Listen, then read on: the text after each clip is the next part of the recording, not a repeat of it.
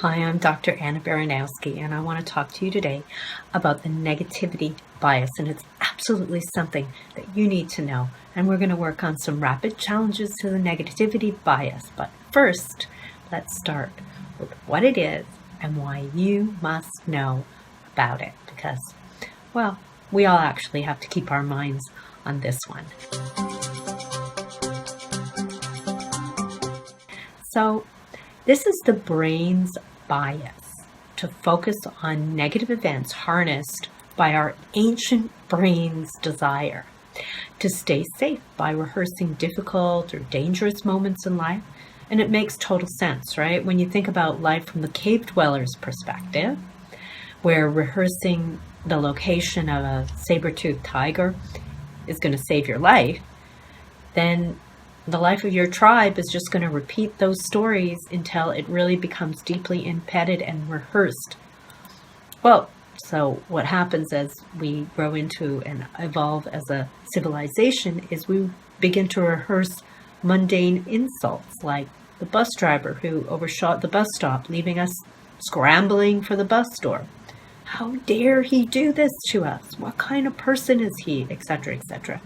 Well, we can come up with all sorts of evil intent and reasons to be on guard or on attack. When we reach the bus, we might learn that what happened was that the bus driver was really not focused because an elderly person had slumped over and there was a commotion that had ensued in the bus right beside the driver. And, for a moment, the driver lost attention. It wasn't about us at all, but you know what I'm talking about because we've all been there. We all get stuck in these negative loops, just, kind of justifying our anger, our frustration, and a belief that the situation, the people, the past, or the future is really against us. Rick Hanson, the author of Hardwiring Happiness, wrote in his blog, "The brain is like Velcro for negative experiences, but like Teflon for positive ones." And that's why researchers have found that animals, including humans, generally learn faster from pain, well, that's unfortunately, than pleasure. Well, that means that the negativity thing has a big voice in everyone. And we're left, kind of with the impression that not even a close truth at times. So we really have to be aware that the negative thoughts in our minds are frequently there even when there's very little basis for it. The website Daring to Live Fully had a great post on overcoming negativity, and I think these are things that we need to keep in mind because they'll help cue us that, maybe this negative voice inside of us isn't quite correct. So we remember insults more than we remember praise. Negative experiences tend to be more memorable than positive ones. The brain has a tendency to be vigilant and wary. For positive experiences to resonate, they have to occur much more frequently than negative ones. The brain reacts more strongly to negative stimuli than to positive stimuli. And studies show that there's a greater surge in electrical activity in the brain when we see a picture of something negative, like a dead cat, than we see a picture of something positive, like a great meal. If something good and something bad happen to you on the same day, you'll react more strongly to the bad than to the good, even if both are comparable events, or maybe even the good is somewhat better. You're going to focus on the negative. When your mind wanders, it's more likely to recall something that made you angry or upset instead of recalling something that made you happy and filled you with pride. And here's a trick to redirecting this negativity bias, but you have to practice in order to make it really work well. This is the challenge for redirecting negativity.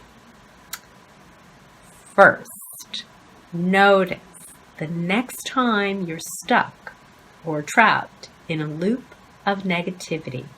Don't blame or self-shame or tense up around it. First, start with noticing and recognizing exactly what you feel and name the emotion. Now, what we know from research is just by naming the emotion, you change the power of it. Second, using the emotion as an anchor. Feel deeply into it.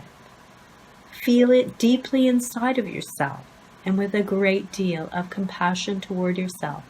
Acknowledge that this deep feeling, whatever it is, fear, loneliness, sadness, is a profound wound that has caused you suffering in life. And 3, ask yourself, where did this feeling come from? How old is it? What was the first time that you felt this profoundly deep feeling?